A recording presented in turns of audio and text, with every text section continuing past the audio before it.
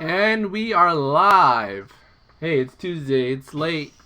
You know what time it is. It's time for that Dynasty Fantasy Football Recap. Hey, Ezra.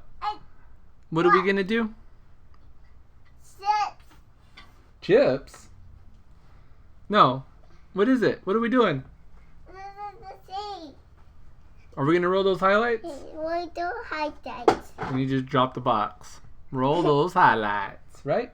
Highlights. Roll those highlights. Highlights. Oh, man. Yours highlights. Good job. See, this Was that Star Wars? that's us baby. We're playing Star Wars, huh? I think that was a dot. That's right. Kicking off game 1. Oh, sorry, guys. So this is choice. That's right. I took on it's me, the commish, Mateo83, aka the Mandalorian, taking on Los Bangers this week, aka Alex. And man, it was a close one, the closest game of the week, I think.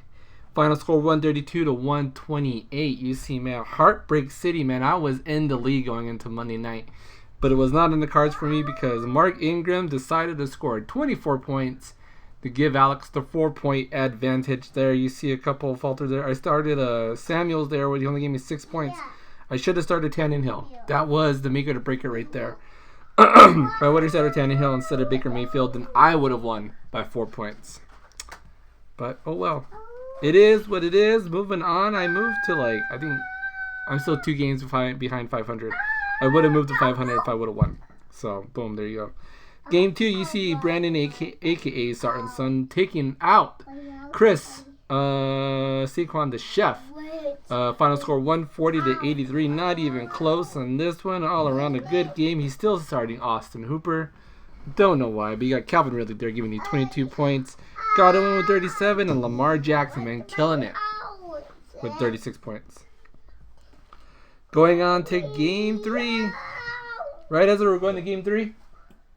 Let's go on to game 3. You see King moves, take out Jeremy, 107 to 96. What a weird week for Jeremy there. You see Amari Cooper with 0 points. His quarterback, Dak Prescott, with only 7.8 points. You see Moore there was the only player to actually do above 20. DJ Moore got 31 points in that Baltimore defense. Just you would have lost no matter what. Weird week.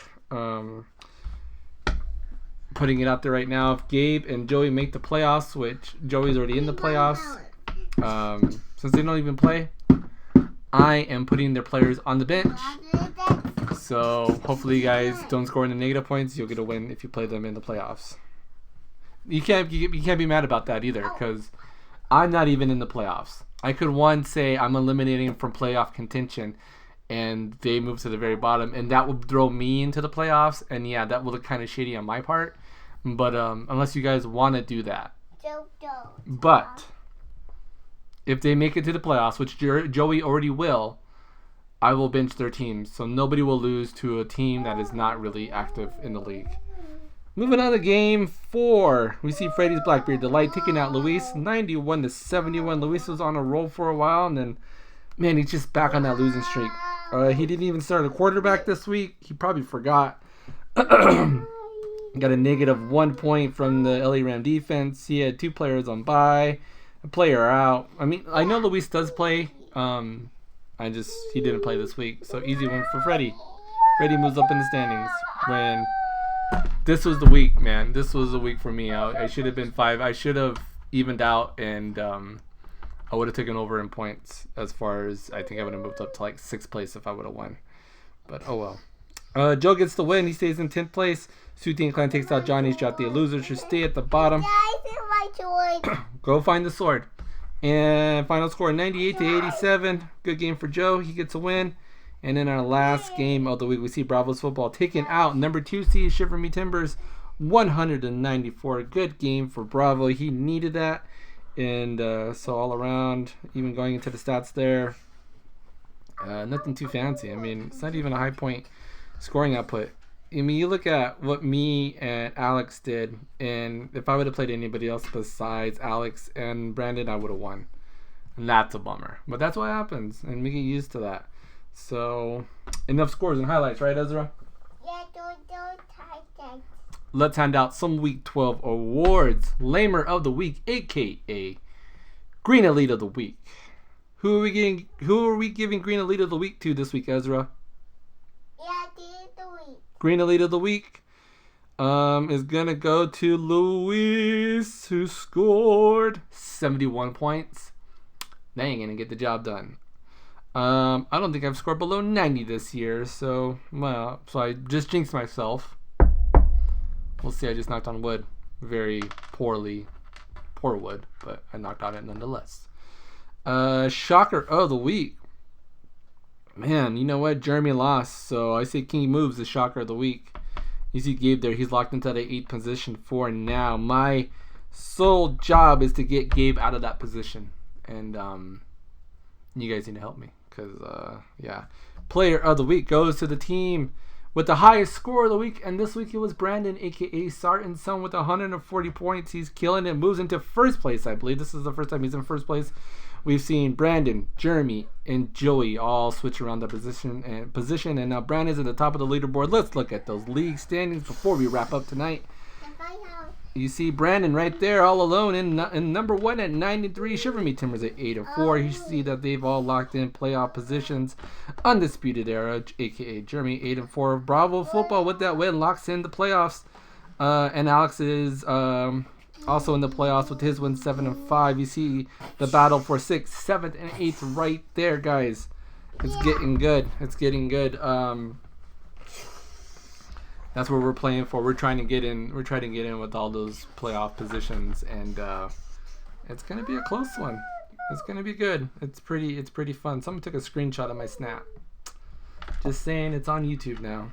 There you go. Pulling up my Pick'em League. Let's go into the Pick'ems. Let's see how everybody did. Standings. I'm still in second place. I drop a few more picks. Actually, Chris killed it. 117 points this week, or at the. Just in general, 112 for me. Johnny close behind at 110 to round up the top 3. Picking ain't easy at 109. 2 girlies, 1 cup, 108. And there you see the last 3 teams at the bottom. I will not even waste a breath on them because they're not picking teams. Not picking those picks. So you see quickly, guys, going into our league. We'll start with week 13. Let's see what's going on with that. I'm taking on Chris. Oh man, he's looking like he's gonna blow me out of the water this week. You never know. There was a 24% chance Alex could beat me going into Monday, so you never know. You never know how things could turn out. You see Alex there taking on Joey. You see Jeremy taking on Brandon. Some good matchups there. The top 4 teams there are all playing each other this week. Freddie and Gabe playing there, Soutine Clan in football, and then Luis taking on Jate. Loses the bottom 2 teams playing against each other. See who's gonna win there. I think you see there. I think I might have to send Chris some money to let me get a win because I need to get into that spot. I'm just saying, Chris, you want $20? $20 to take an L? I'll give you $20 to take an L. I don't think there's anything wrong with that. If you want to pay a team to lose, it's all in fantasy football, right, Ezra? Yeah. It's all good. It's all good. It's all good. Yeah. So on that note, Yeah, that don't. set those teams, So don't teams. pick those picks, With the pits. and we'll see you guys right here next week This was this week. on the recap. I'll do it. Laters.